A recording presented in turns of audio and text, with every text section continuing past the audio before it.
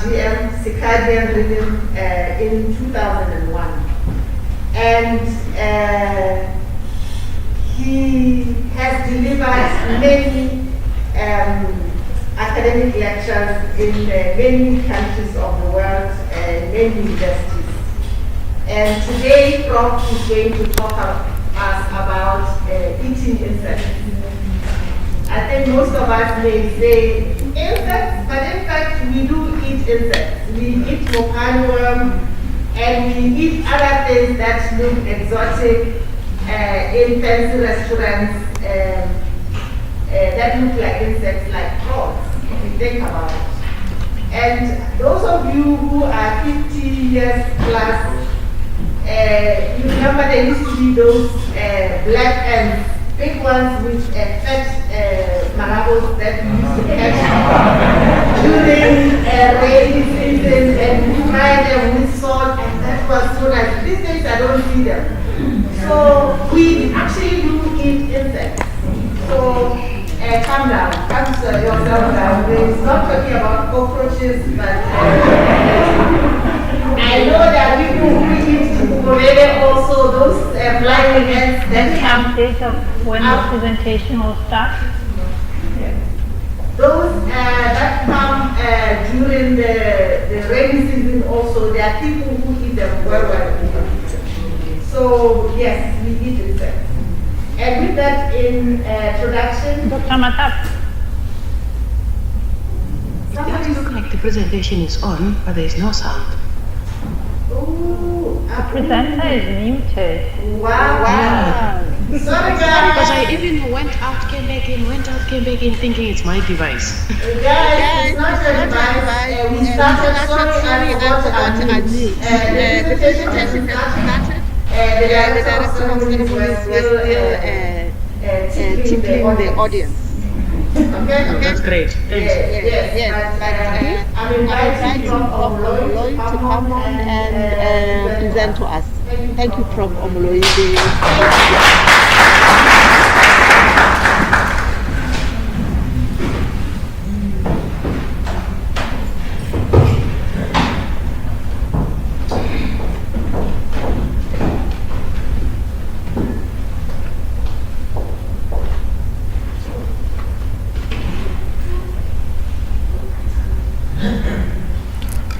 Let me formally say good morning to everybody. But before I do that, I want to state that I consider it a unique privilege to stand before you this morning. This day is the 17th day of August 2022. It's a great privilege for me because there are so many other people who have been invited to deliver this lecture, but I've been given this privilege, so I do not take it for granted, and it is appreciated.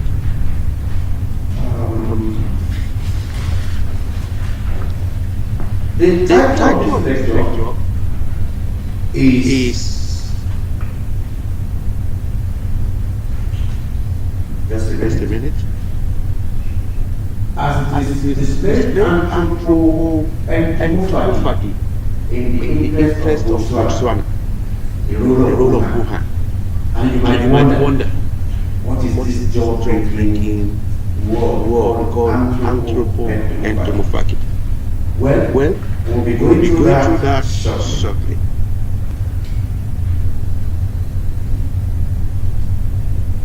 First, I also not take it for granted that I'm in Botswana, the land of opportunities. And I reverend His Excellency, the President of the country, President Masisi, the Cabinet Ministers, our own Vice Chancellor, the management team, the deans, the head of department, our distinguished students, the press, distinguished ladies, and I want to submit that all other protocols are observed. Ladies and gentlemen, the title as I stated is Anthropo-Entomography in the interest of Botswana, our Botswana. the role of BUAN. I also want to appreciate the STEM team, the science, technology, engineering, and mathematics team, and their effort in promoting the STEM ideals and ensuring meeting the need for the future in the interest of Botswana. I appreciate you, and especially the steering committee for giving me this privilege. Before I go on, the outline of my presentation could be broadly categorized into some 10 points, don't feel bad. I'm going to quickly run through them. And within the 45 minutes or so that I'm given, I should be able to deliver. We are in Botswana, the land of opportunities I call Botswana. It's a land that glitters with more precious than gold. It is a climate economy that is dominated by mining, of course, cattle ranching, and tourism is a major in Botswana.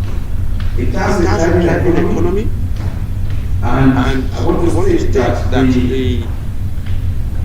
GDP is very high, almost above $18,000 per capita.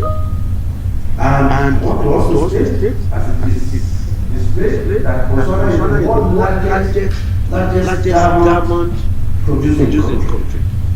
And that's why I said it's a green country that is much more precious than gold to me. This gives the country a relatively high standard, and of course, one of the highest human development index in sub-Saharan Africa. I want you to please talk about that. However, there is a threat, and that threat is to food security. And this threat is characterized by what I have been able to put together here. One, that there is unsustainable protein sourcing, especially in the livestock feed industry, as most of the ingredients are import-driven. In fact, almost 70% of the ingredients are imported. I'm talking of the there is also that's what I'm saying, I'm putting South Africa as being the major exporter to Botswana. And these imports that they lead eventually to increase in the price of food for Botswana. Because if you have to import, then the cost will be spread on the output. Then also the desertification. This is the land of Kalahari. I used to read it when I was very young. Kalahari Desert. Those are deserts in Africa. And I kept wondering, this land I will step on it one day. I am right. But the desertification is not abating. The implication is that, don't forget I mentioned earlier, that cattle is one of the main occupations. Three things I identified. And so when there is desertification, the grazing land is taken over, and it poses a major threat to our good land, Botswana. So, this is where we come in. Generally, it's not only in Botswana that we face the food insecurity challenge. It is a global challenge. In fact, the United Nations of the 17 SDGs, the Sustainable Development Goals, identify as the number 2 point, zero hunger. And this is what STEM is promoting to end today. And this is why this lecture is very, very important.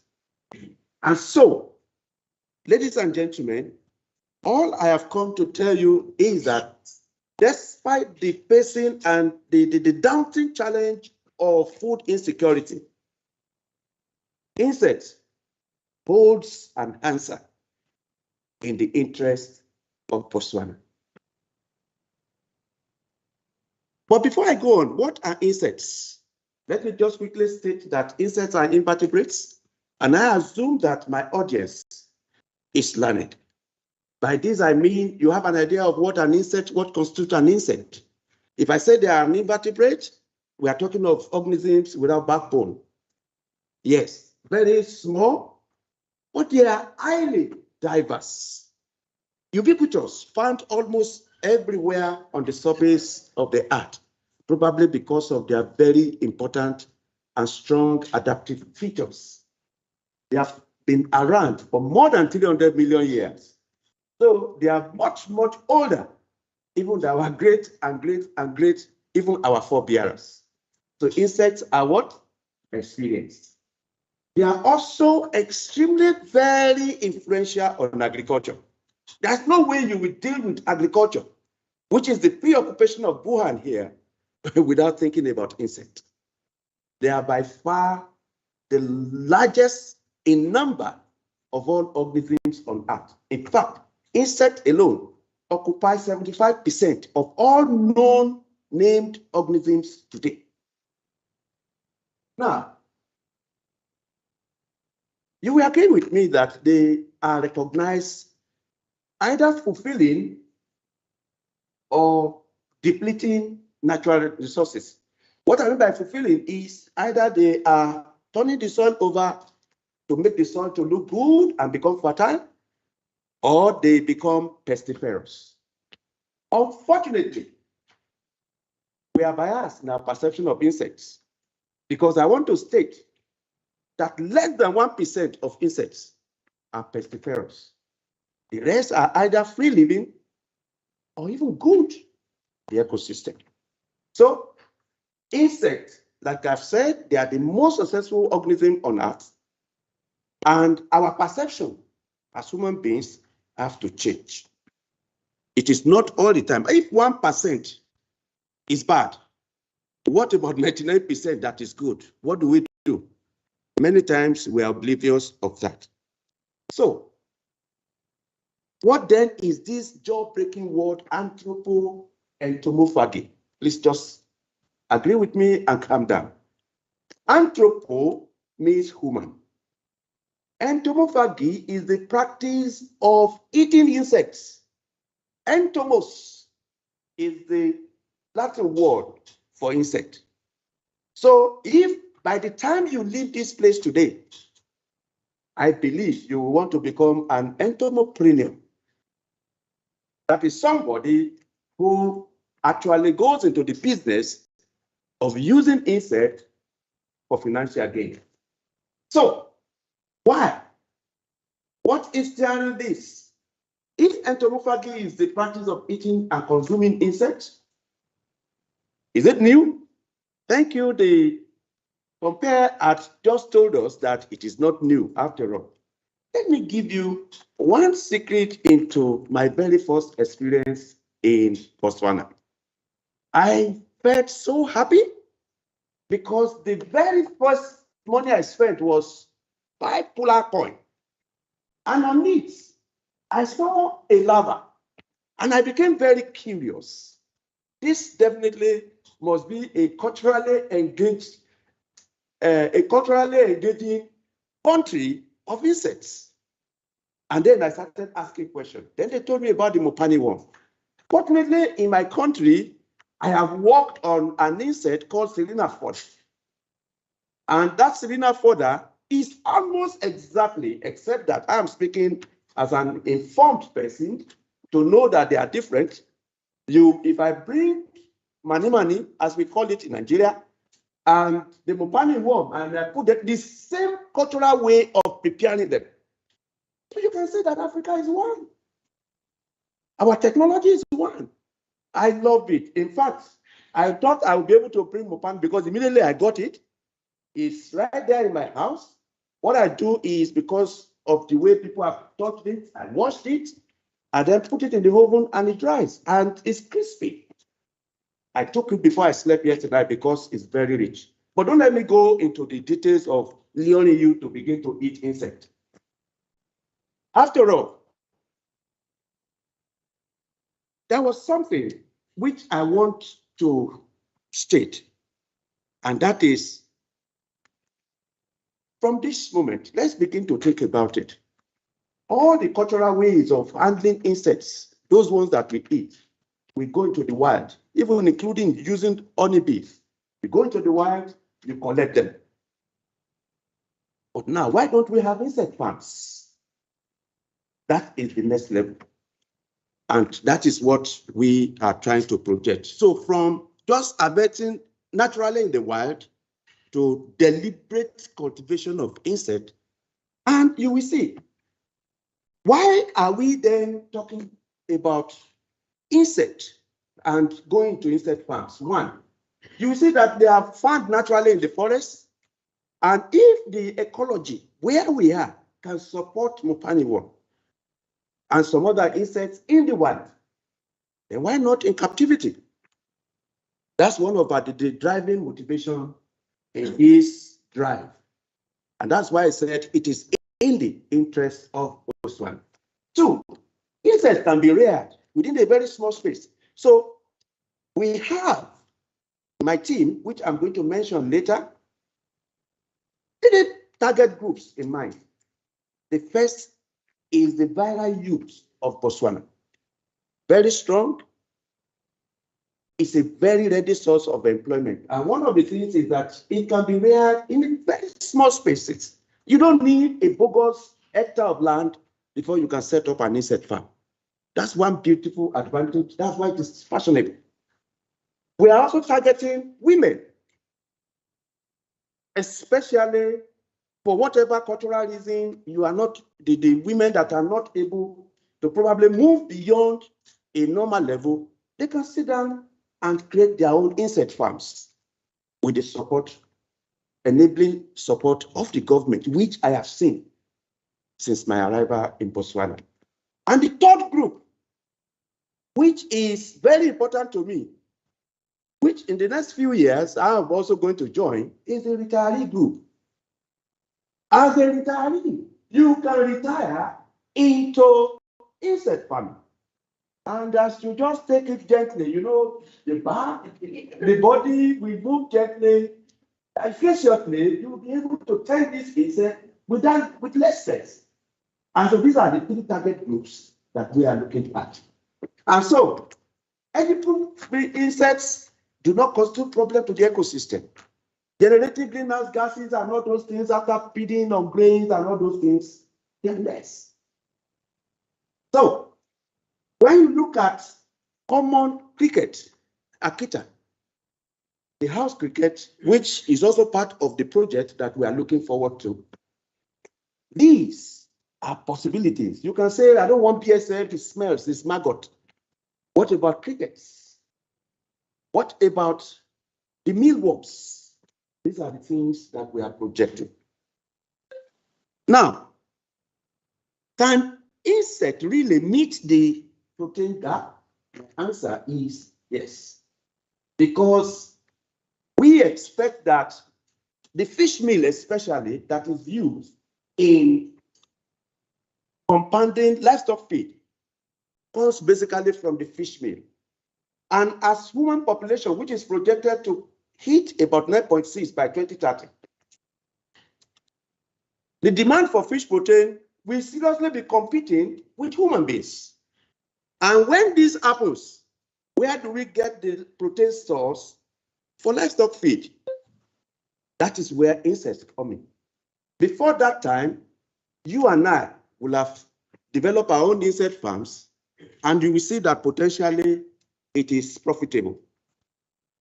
So, the question again is, can insect be the alternative?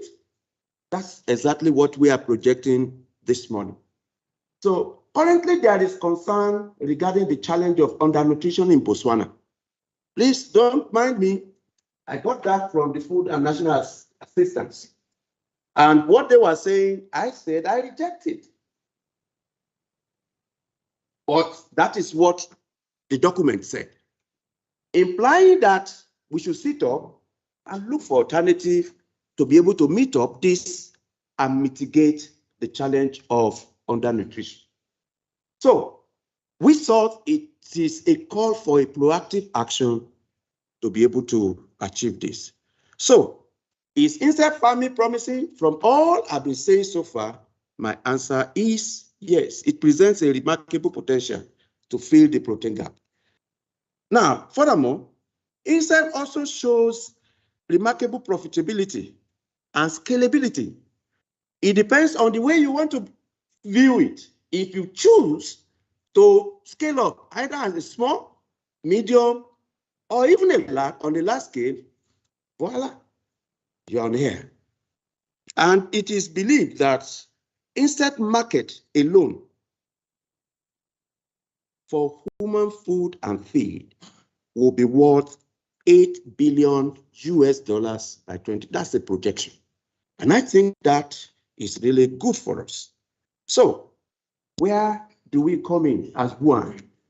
When I got here, I was discussing with somebody the other day, and it's one of the good direction of the university, which I love so much, at least compared to most of the countries. When they were saying I've been in very many countries, that's the comparison I am talking about. I have seen a lot, and I've seen the way things are done.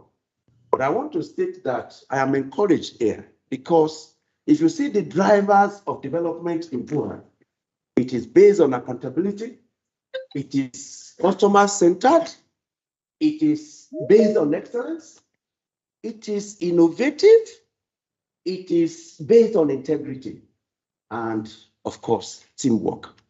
With this, we are poised to getting to the peak. And so, this is the mission of BUAN that is driving all this, to produce market-ready graduates for the agricultural and the natural resource sector through innovative teaching and research. I got that one from the vision of the university. Now, why then are we talking about? Upon my arrival, I came here some few months back, and it's one of the good things about BUAN because BUAN has the way of just grabbing those ones that they believe should be able to drive their dream. And I remember when I was being interviewed, I asked them, are you ready to run? That was the question. When they asked me, I said, are you ready to run? They said, how can you ask us when we are the one who want to employ you? So I said, well, if you're not ready to run, I cannot come because I'm busy. The question they now said, okay, don't worry. The next thing I heard was, are you ready to resume? And they said I should resume, I think about a month after. I said, sorry, I have some PhD students that I have to graduate before I come. And they said, we are going to wait. Right now, I'm here. That's the reason why I'm here. So BUAN is looking for the best based on the excellence I mentioned earlier. And some of these things, when I got here, I have not been disappointed because there is some infrastructure on ground. We were talking the other day and we are saying that the screenhouse, the state-of-the-house screenhouse that I see there, we are getting a better one. And I said, oh, what a great university. And we are moving forward. So there is also the good work ethics and the environment. There is direct support to innovation and encouragement to it for that matter, and especially entrepreneurship.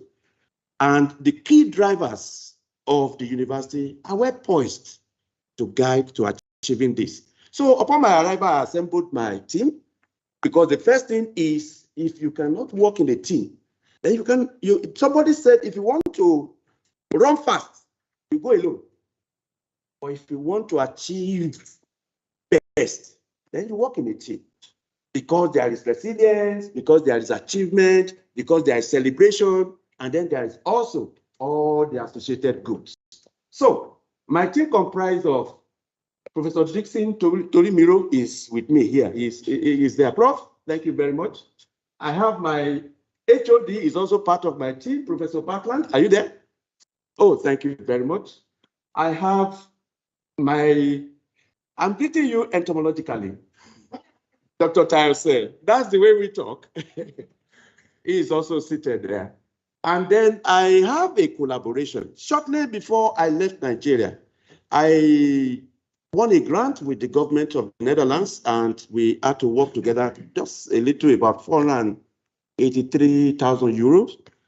And I had to, because I had to come here, hand over the principal investigation position to someone else, because I have to come here. So I told them, if we have to run, then we have to be able to. And so the first thing we did was to sit down and say, is it even profitable? Let us have a document to show. Is it profitable to have insect farms in Botswana?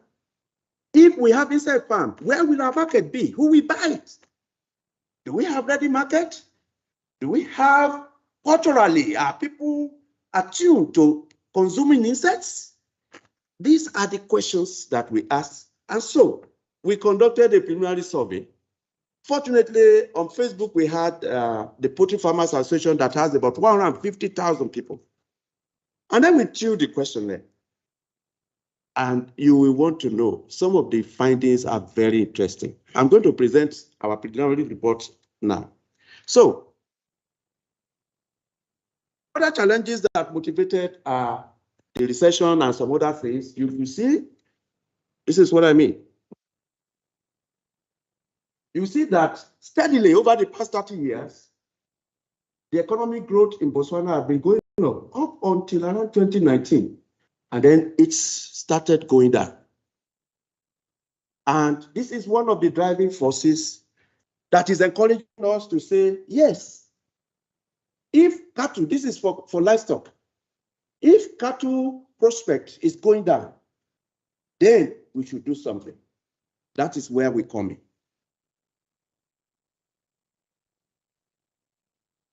So our answer is, using black soldier fly larvae, we can start our insect farm.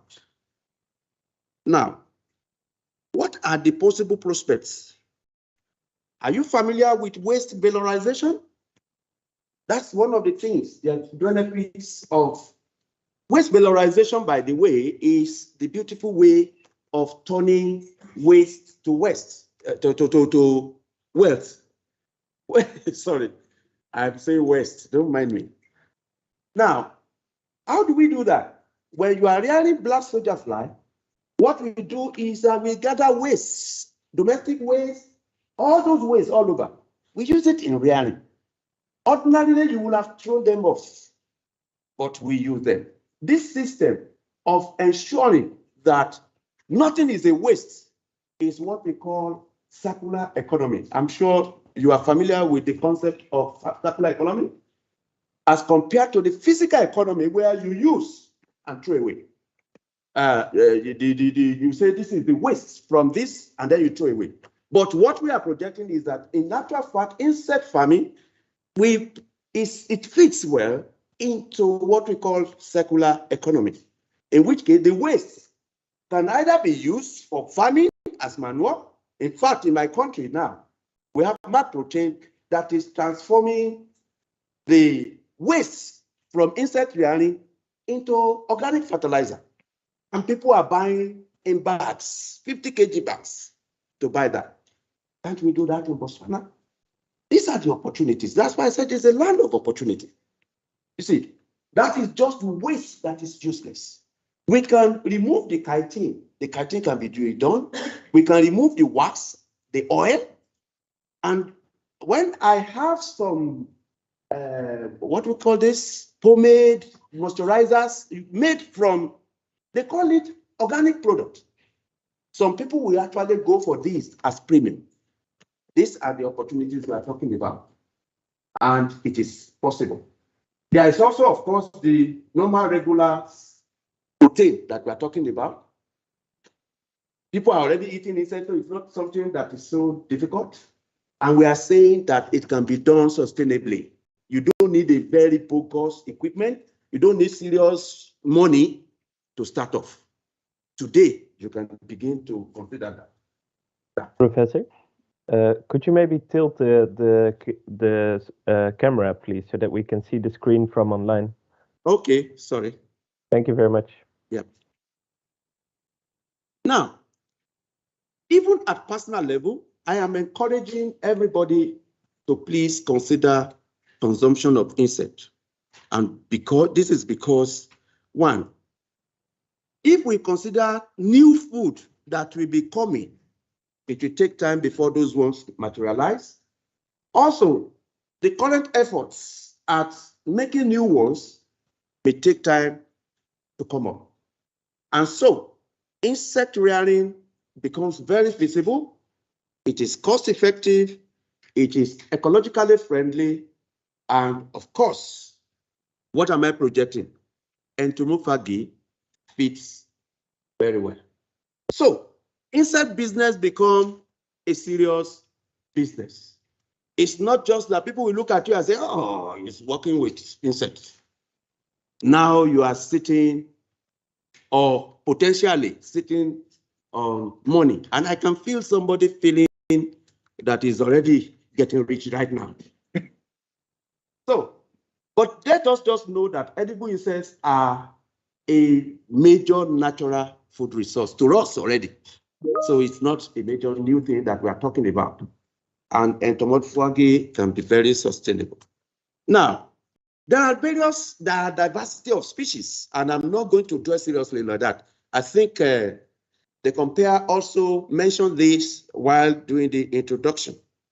But there are some basic facts about edible insects. And that is, in Central African Republic, the consuming population from records that we have is about 85%. In the DR, that's the Congo, is about 70%. But do you know what? In Botswana, 91%. And it means that if I begin to count all of us here, we all eat insects. Kudos.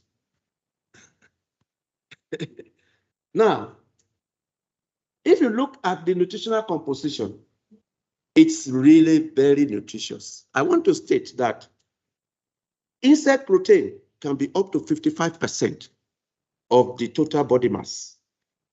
And that gives a lot when you compare to some other ones.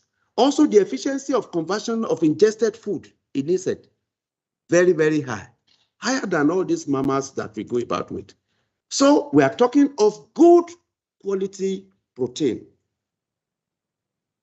Now, do you mind an insect meal now? It's highly nutritious. You can pick your choice from all this.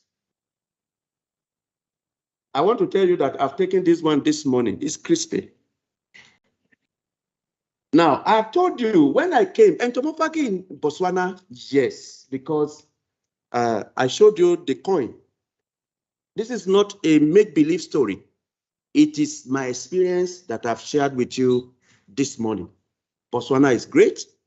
It acknowledges, it's also one of the few countries in the world. In fact, even my native land did not recognize insects as this. And that tells you a lot.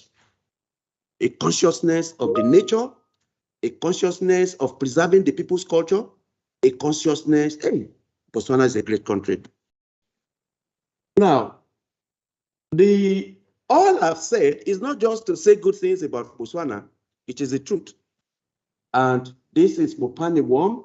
If I were to speak entomologically, we call it Gonimbrosia bellina. It's a saturnid, just like Serena fodder is a saturnid.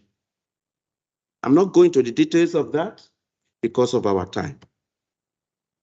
But insect for livestock feed is very good. And the market size is big. Are we not going to fulfill that part? There's a forecast that is still going to increase by 11.2%. And possibly by 2028, a size of about 1.7 billion US dollar will be formed of this industry. However, even though Mopane worm is culturally recognized, do you know that there is no record of its rearing till today in Botswana? These are some of the things that we will try to see if it is possible One thing that I found when I was working with the counterpart in Nigeria, the Selena, was I followed them to the origin where these insects, and I found that exactly by August, that's my own research finding, by August 21 every year, the larvae will descend and go down and pupate in the soil and goes into 9-month diapause. So if you are going to do anything like that, there will be genetic manipulation to break the diapause from 9 months. You can't wait for 9 months before the insect emerge. And that's exactly the problem with the Saturnaid we have back there. We don't know yet because I've just come. These are some of the things we'll begin to find about the Mopani worm, but it's worth doing. So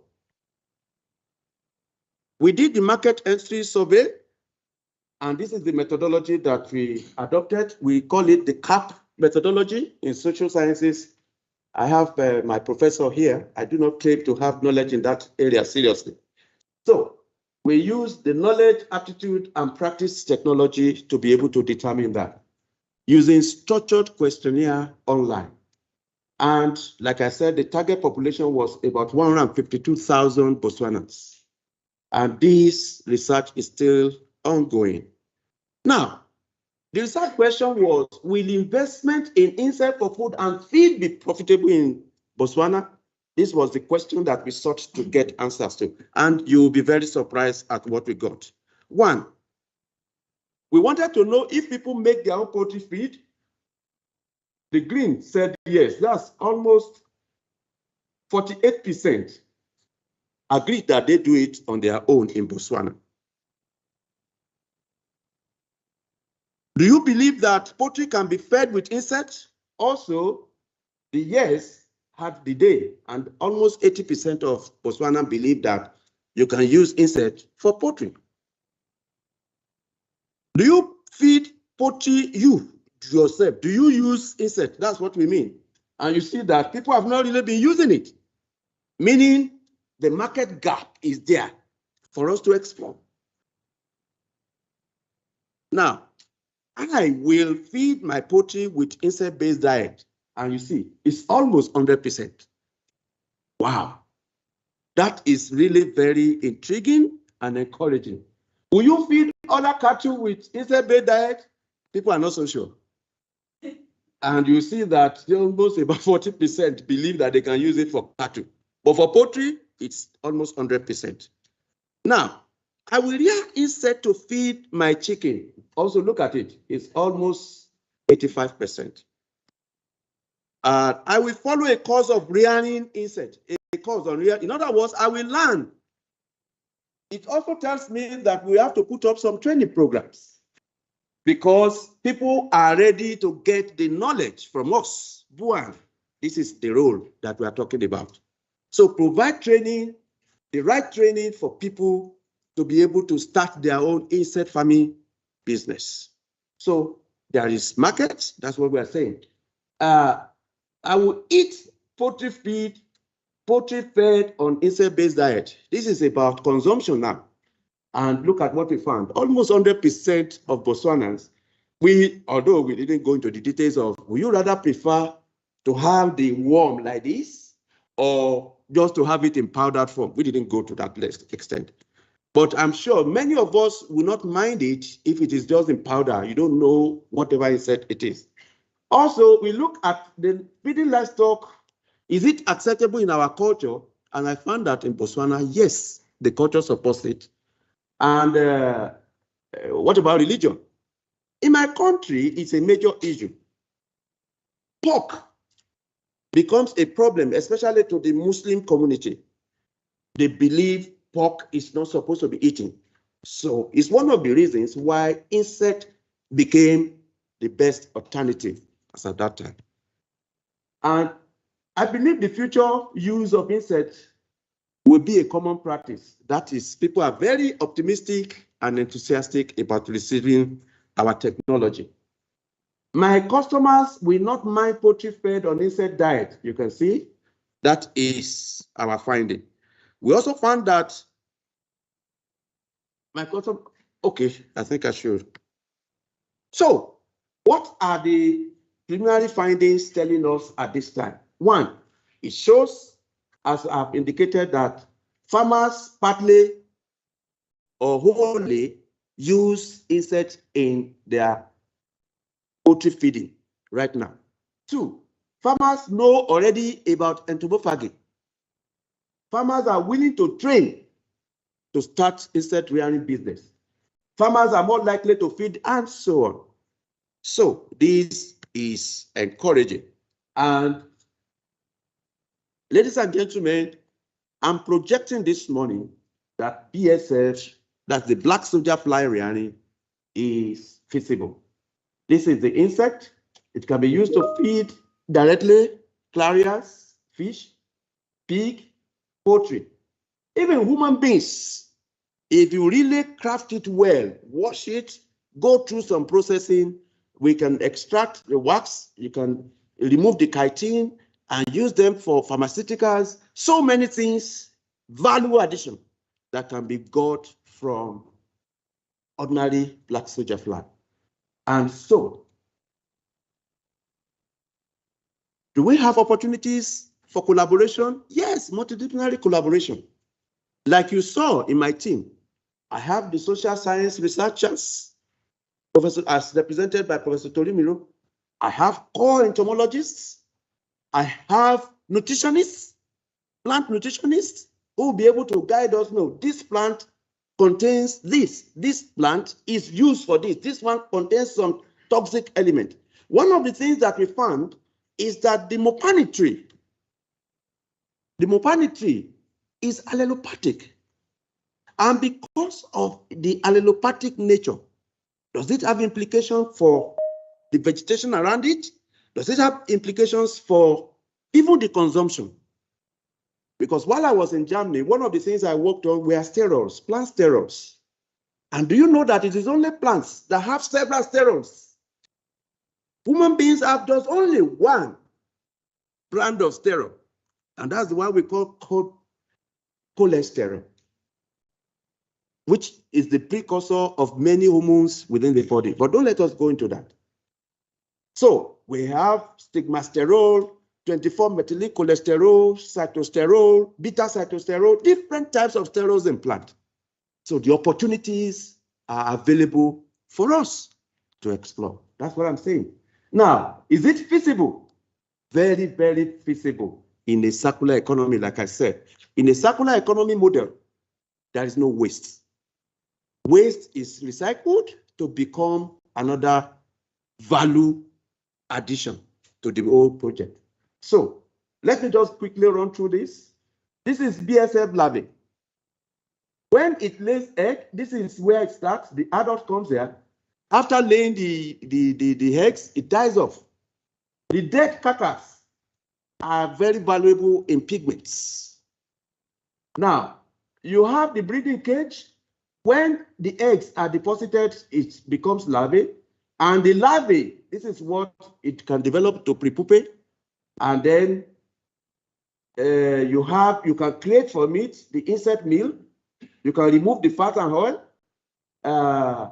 These ones are used directly as animal feed. And then the protein that is got also for feed and all those ones. Then the chitin that is removed. Fat and oil, biodiesel. All these things are the possibilities that you can have if only you will set up an insect farm today. And let us look at it. This is the other side I was talking about. These are wastes. You have the animal manure, organic fraction, human feces, all these ones. When you gather them, the larvae will really, that's their own relish. They feed on it. So it's not a waste. It's not a waste. So they convert it into the body biomass, and this is the result. So it's a circular economy. That's what I'm projecting. So this is our summary and conclusion. The way it is, the prices of animal protein, they are increasing because they are currently basically imported. And insect consumption is generally accepted among Botswanans. Insects are also considered to be the cheapest form of animal protein in the market today. And entomophagy is declining among the youths. Hey, the youths don't want to touch it. In fact, one of the things we found is that if I can just do some random sampling here, I would be sure that some of us here will say, no, I don't eat Mokrani one. Can anybody tell me whether you eat or you don't eat among my children here? Oh, bravo. Is anybody here who has just reconsidered consuming insect? Thank you very much. So, in summary and conclusion, the potential waste in Botswana and all those other ones can be mopped up. That's where I'm going, through what I call waste valorization, which I've just indicated. Then the input industry in Botswana, I don't want to shout to say this one, is dominated by some few people, which I want to say they are oligopolies.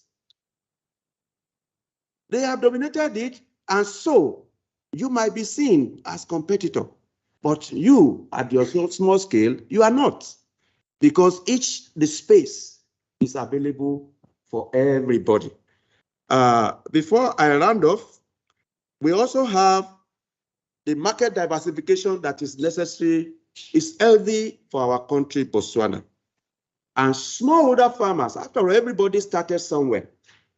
And that's why what I'm saying today is directed first to the youth. You can be useful to yourself. If you don't know, I'm going to give you some of the things that I've done that are currently on. So you won't say, I don't know what to do.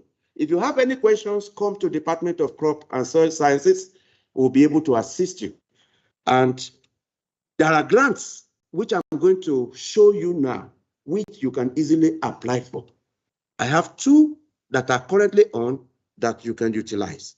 And so, ladies and gentlemen, my conclusion really goes this way, that the PSA larvae is acceptable in Botswana, and it is what a venture that you can delve into.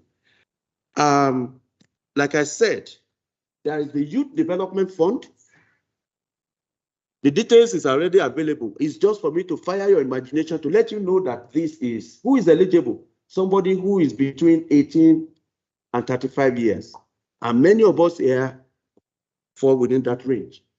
Are you out of school, youth? Are you unemployed? Are you underemployed? This is a country that cares for you.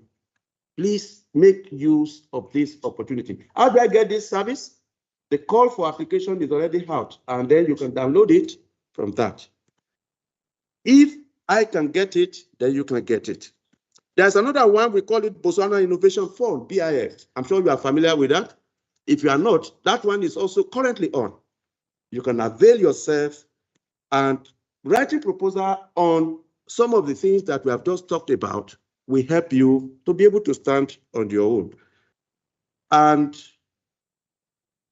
all we have said this morning, they are all in the interest of Botswana. Thank you very much. That's my presentation.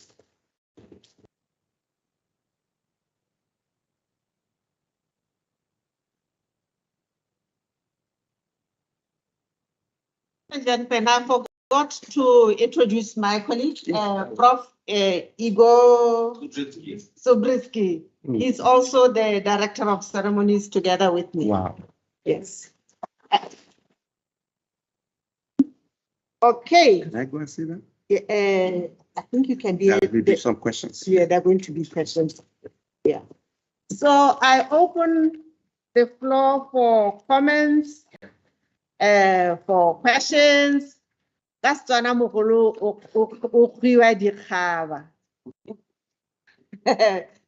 sure Prof understood clearly what I just said.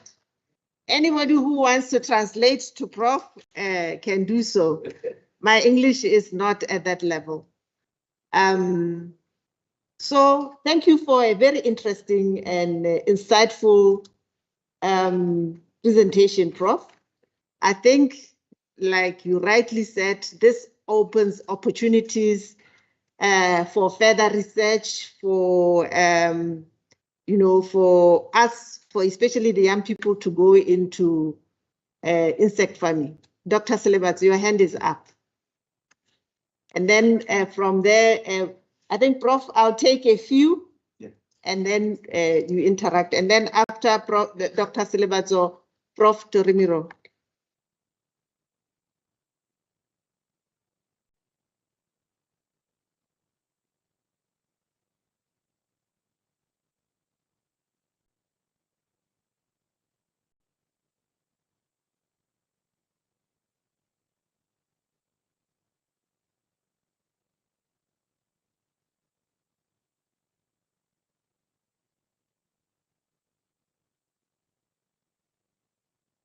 Them are my age and upwards.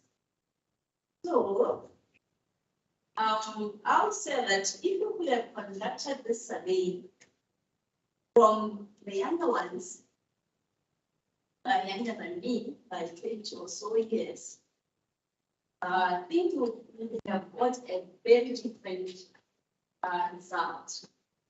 Because our children, maybe up to 40 years, even though I know these ones were saying they eat honey, they don't really like eating insects.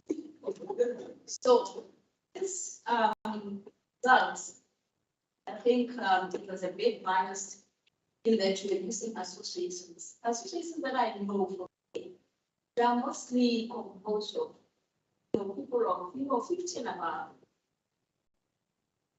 So that's my opinion. Thank you. Thank you, Dr. Silibats. So, Prof. Torimiro and then Prof. Zubriski. Good morning, colleagues. It's quite an tantalizing lecture. And I'm also privileged to see that lecture of Professor Omoloye from the same country. I want to say that it's quite a motivating lecture and also high for me that we have a lot that we can establish here in Botswana, taking advantage of this opportunity. Being privileged to be in the same team on capturing the knowledge and practices regarding this particular insect among the poultry farmers, the focus then is that we want to see the current gap in terms of the knowledge among the poultry farmers so that we can see the potentials among the farmers in possibly taking advantage of this particular production on their farms, not really on the consumption among the youth. If there are no this opportunity that we can have this gathering here, how will I prepare the kind of questionnaire to this gathering for us to capture? But that's a very good action feedback that we have a lot to do, even among our youth. But I want to assure you that I could see a lot into the future of Camus. I can see a lot that we achieved, even keying ourselves and the country into the potentials of what is waiting for us between 2030, having so much billions of dollars that will be invested into this from the US. I think that should be our thinking now, that how can we come together, working as a team, establishing a kind of potential possible insects here in BUAN, and how we can also popularize that among the youth so that they can have job to do, their employment issue will be removed, and also taking care of our protein needs, and so on and so forth. Again, I'm very privileged to be here, and I thank you very much for inviting me to be part of this gathering. Thank you so much. Thank you very much. Thank you, Prof. And then Prof. and then the young lady. Well, it was very interesting, but this one issue is really not this. I think it's a tough focus. People will not eat insects if they look like insects. Thank you very much. You can Yeah. you go to the department of the food production, you talk to them, how to change this meat, which is in a, let's say, to some sort of sausage or whatever. The idea is there, and I have to tell you that, sorry about this, but you are not the first, because in Europe they're also doing this kind of things. And there is a lot of money put there into the feeding insects, into the poultry, etc. But in Asia, for instance, you may actually eat canned insect food. It's already in can, so you don't see the insect per se quickly. And you don't have this sort of, I would say, like for some people with economics approach to this. They simply eat it. So if you go, there's a huge perspective in front of such a project, you know. First of all, finding the proper insects. Second of all, with food production department and change it into some sort of more acceptable form. So that's the actually kind of the future what you can do. Thank you. Thank you very much. That's very. Last one, and then I'll ask Prof to take them, and then I'll take the next cycle.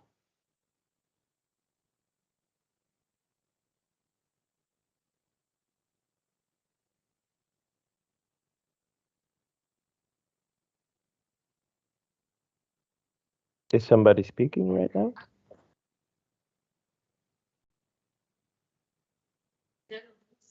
As receptive to certain farming practices, and perhaps then our duty or the role that we then take on is how do we now make it something that is more appealing to a generation that's more repulsed by certain aspects? Do you make it in a package of something or a lifestyle that is then seen as something that works towards longevity, or do you package it as a way as, look, we're doing something that's eco-friendly, and if you want to be responsible about how you're getting your food, well, let's get food from sources that actually works with eating the waste at a low management rate.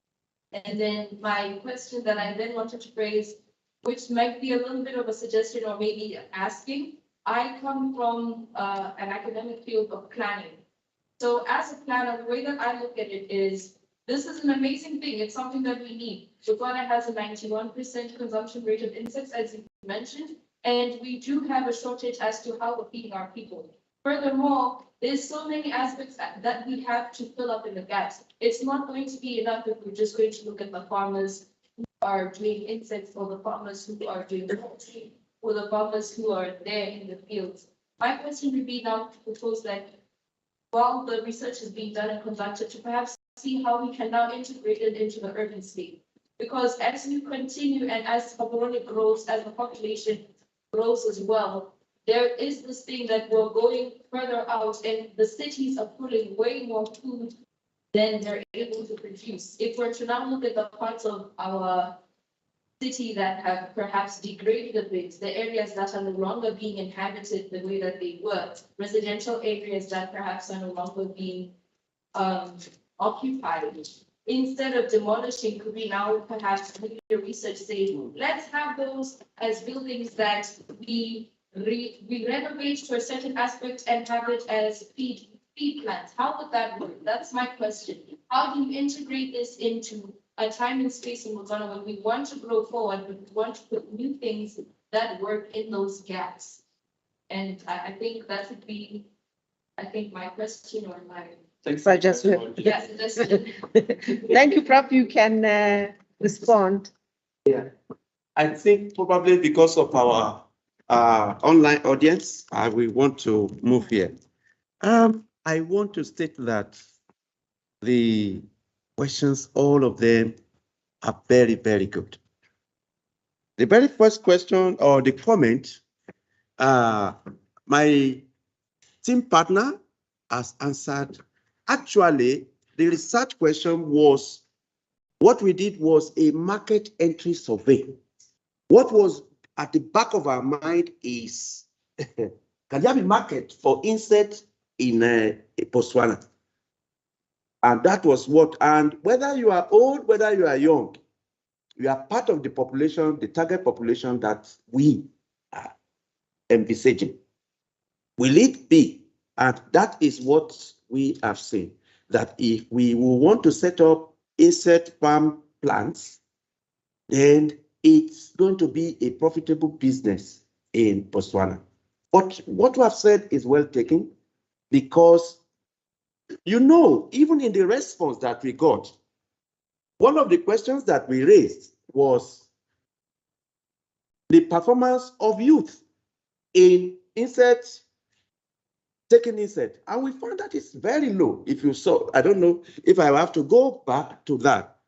I displayed it that the youth showed apathy to consumption of insect. That's also part of it, but we will factor that into our research. Thank you very much, ma'am. And probably if we need any other assistance with you, I think my colleague, Professor Murembag, will direct me to you. Thanks so much. Prof, I'm also I appreciate that comment. And your comment is actually part of the things that were in the proposal that we did. Yes, we are saying everybody should take insect. Anybody and everybody should actually be encouraged to take. But we are different.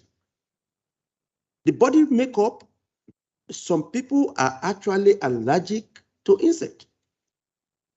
Not just at the site, some, even if it is powdered, and they have it because of the kind of maybe protein that some of them possess. I'm sure you are familiar with gluten. That's why soya bean promotion went down, because the allergies that came as a result of the protein in soya bean was becoming a worry, a great source of worry. And so US said, sorry, let it just go down. We need one. In fact, the foods were labeled gluten-free. That's the kind of thing we are talking about. So, Prof, I agree with you. What we are saying is there should be a way that we'll be able to take care of salt. It's not all the population that can actually go for insect, but you should know yourself. But what we are saying is that when you look at in terms of, as a scientist, most of the things we do is at 5% level of significance, at 1% level of significance. Even that gap, that alpha that you have left to be handled is still part of the population, and it has to be taken care of. The simple way, when I teach statistics, what I tell people is, you say, oh, at 5% level, you feel so comfortable that you have got a very good result. Now scale it up. What is 5% of 1 million? By the time you get to that, can you afford to have 5% of 1 million in a population to die? That's when you will know that some of the statistical level of significance that we claim, you have to guide it with caution. And that's why I agree with what you have said. He has also said something very significant about packaging. Of course, I talked about value addition. The difference between water is water anyway. Whether you take it from the tap or this, as long as it is very good, water is water. But somebody took time to package, and that's why I love Japanese. Japanese will tell you many people will spend 90% of the time to make the product and spend 10% to finish it. But in their own case, they will tell you they spend 10% of the time to make the product and 90% of the time to finish the product. And that's why you see the difference between Japanese car and other cars. So I'm not promoting Japan or any other thing. I'm only just using it just to let you see that value addition is a very key part of the research we are doing. In fact, you have introduced some other dimensions which we are going to factor into our research, and that is the place of urbanization in insect farm development. One of the suggestions you make, which I just sat down there, oh, wow, some people are really thinking fast. One of the things I've just found is there are some dilapidated structures around. If it becomes a major project of the government and government is encouraging the youth, why not rehabilitate some of those and say, okay, we have farm plants, insect farm plants, insect plants. And just as we are talking about some of these funds that are available, give it to some individuals and set them up. So the idea of I don't have a location to do my project, and they are settled. They will be settled. In addition, what about, I don't want to use odor things that generates. It could constitute an environmental torture in the neighborhood. How do we handle this? These are some of the things that we will look into. Permit me to use the word torture, because you are staying in an apartment with somebody and the person is raising it there, you are here. You cannot complain. You complain, but the person says, what do you want me to do? This is my source of livelihood. So these are some of the things that we have to factor in some of the things. I appreciate your comments. Thank you very much. I hope I've answered the questions. Professor, could I maybe addition to the first question that was asked about youth involvement into entomophagy, because I think she made a very valid point, and something how we took that into consideration was that, first of all, the first survey was indeed maybe a bit biased for the way it was presented now, because it was actually farmers' perception of entomophagy. And the second survey that we have is more based on the Anthropo-Entomography, and that takes in consideration the full scale of all the people in Botswana. And this one was more based on farmers' perception. And I think how we take it into consideration is that that by making it mainstream again, we reintroduce it into the nutritional package, and we mitigate the effect of Western influence on the perception of Anthropo-Entomography, as Professor Obopil noticed in 2014, which has a tremendous impact on the youth of Botswana. I just wanted to addition that we're taking this into consideration. And okay, thank you very much. One of members of the team that shot Peters was raising it that the question raised by yes was very germane. Yeah, that's just to say that. Yeah, and I was going to actually, when she was asking, I was thinking, didn't you collect the demographics of the we people? did. And it was, in fact, that's the major challenge. And that you will see that the work is still ongoing, that people are still responding. As at that time, the analysis that we did is based on 50 respondents. And that we consider still very low. That's why, because it is done with Survey Monkey, as they come, it reanalyzes and it is done. Men, women, age. Exactly. Okay. Yes. All right. Okay. There was a hand. I'll come to you. There was a hand there. M.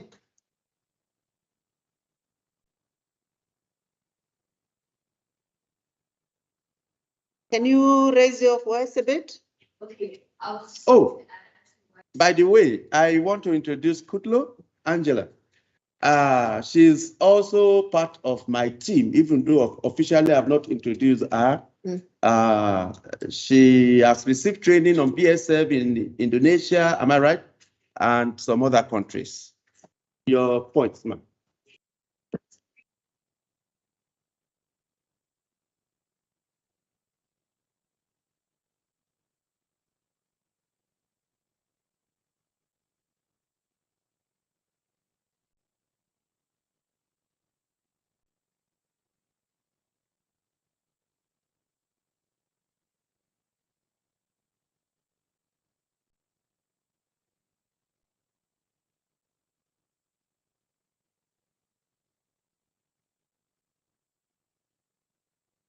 Mm-hmm.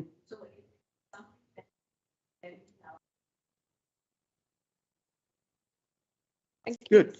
And then to answer, there's an issue of, like, I've been to Denmark and something, I stay in town, manage in town. So the issue is that the ways that you're going to use smells, like whether black or not. So the best way to go about it in town would be waste management outside. and then you can do the processing in. So then that the ability to produce is was last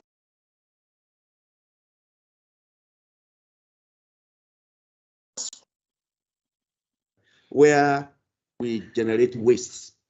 And that's one of the things when you have people who are really interested, who are natives, then they provide the wings that makes me to be able to fly around. After all, I'm a bogman. There was a hand. Hey, that's one here. Thank you so much, Prof. Yes. Oh, thank you, sir. I know you very well. Shit.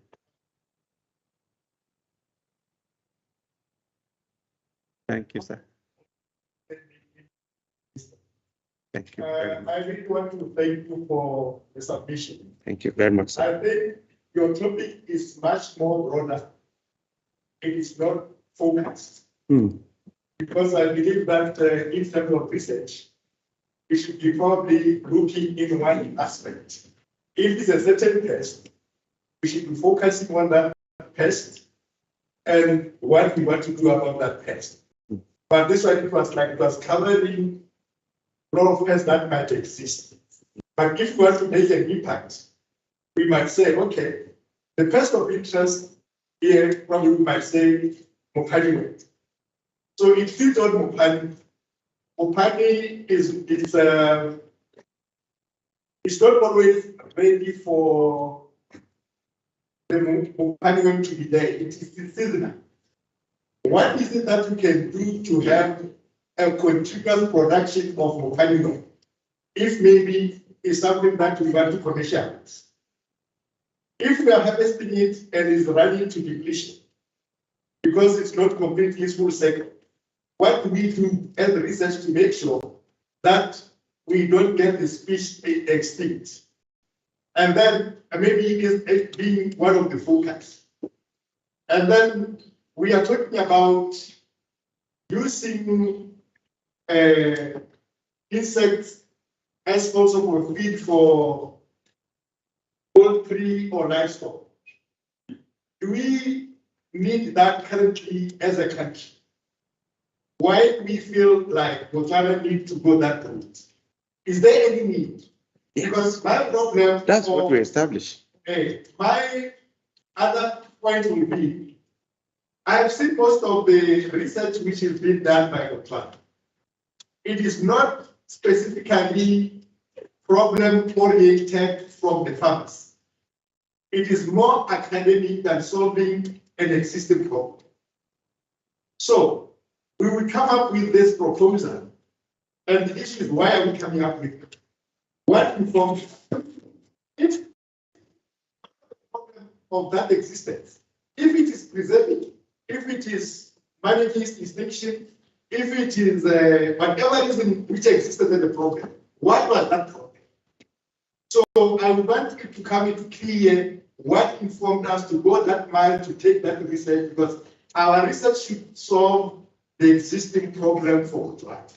For example, we are much failing as a country. So to be sustainable in food production because of pests and diseases. Most of us, we see pests as a threat, not something that we need to grow.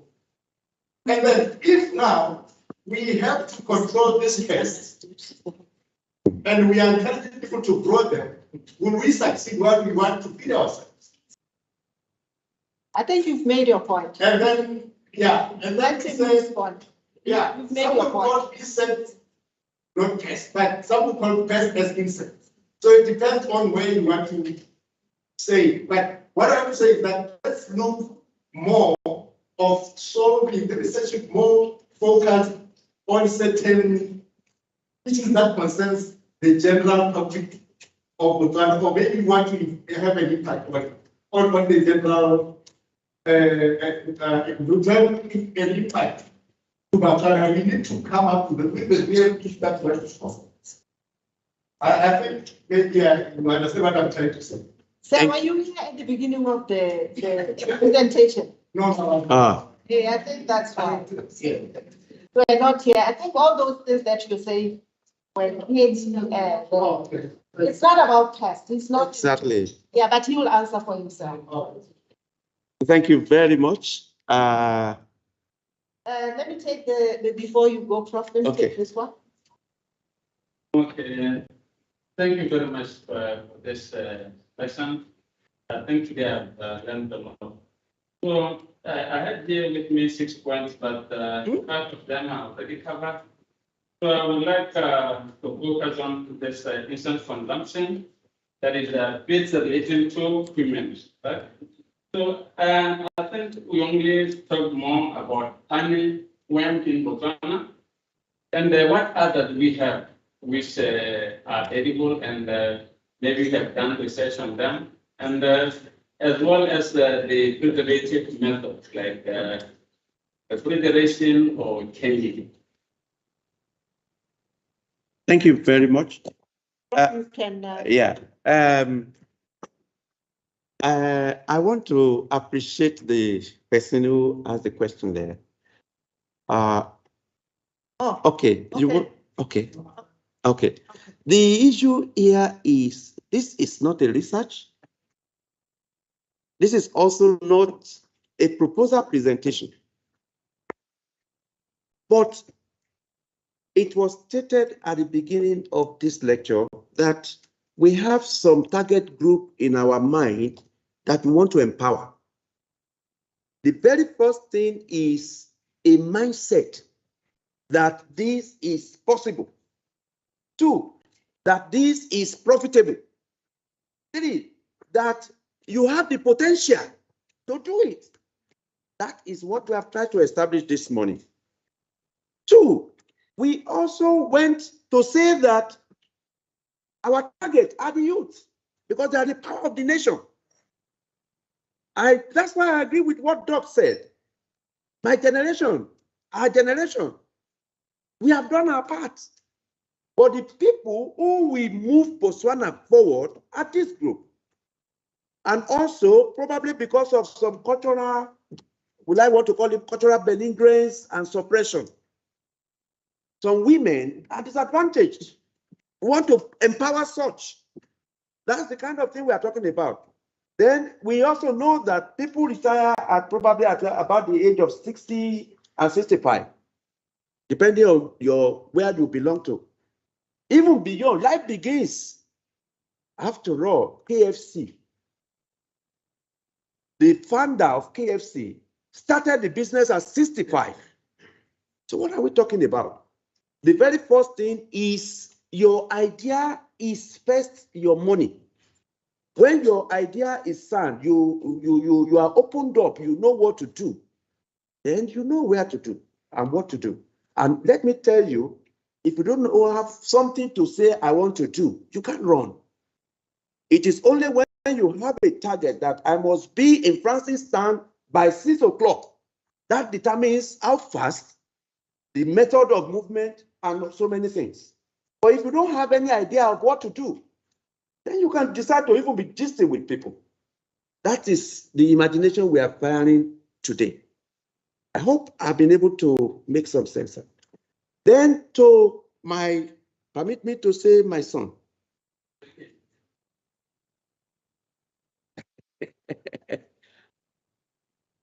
You said we've always been talking about Mupani. What are the other ones? Fortunately, Dr. Tyrese, my colleague, they have worked, they are more or less our forerunners. And I want to tell you today that even though in Nigeria, we consume more insects, we have about 40 different species that we consume. In Botswana, there are 27 known species of insect, according to Tyrese et al., that are in Botswana. One of them, in fact, the one that is second after Mopani, was the ants that you talk about. Yeah. And I have a living testimony here. Have you seen that ant before? Only bees, like Vaseline. There are so many things that you can, and all these ones, we call them values, things that you can get even out of the traditional larvae as you harvest them. So there are a lot of opportunities, my dear. That is the point. Okay, last one before we go for tea. Dr. Mata. Thank you very much for your presentation. My name is this value addition and research on it's a hot topic. Thank you very much. Because currently I'm part of a project which is sponsored by the European Union. Good. Horizon 2020. Wow. So it's run in Africa. We have 5 countries that Africa, Mozambique, Namibia, and Ghana. So in Botswana we have BUAN and okay. So if I registered with the It might actually be full of after BUAN we have around 3.6 million. So this project we have different aspects. So for me, I'm looking at value add, that is using agricultural stadium into the traditional chemicals. Thank you very much. And for insect farming, we have it, but no one is. So actually, yeah, there's only Friday 2 to 4. This, I mean, the reason why I'm raising this is because we still have that. Yeah, no one is. Unfortunately, I mean, there's nothing I can do. There are only 28 people in the lab, and people, it's, you can imagine people like. We have a project funded by EU. Okay. So it's called debating. Oh, sure. I mean, that's it's fine. It's called it's a revenue diversification in Africa through bio-based and circular agricultural economies innovations. That's what we've been talking about circular economy. So we have a part where someone has to do insect farming, but no one. So that confirms the lecture of today. So, I mean, he's inviting you. Yeah, I'm inviting you. Yes. Thank you very much. I appreciate it. Thank you very much. I'm told that tea is ready. We will continue the discussion outside. You can talk to Prof. And let me invite you to tea. Thank you very much. I want to say thank you very much to this distinguished audience.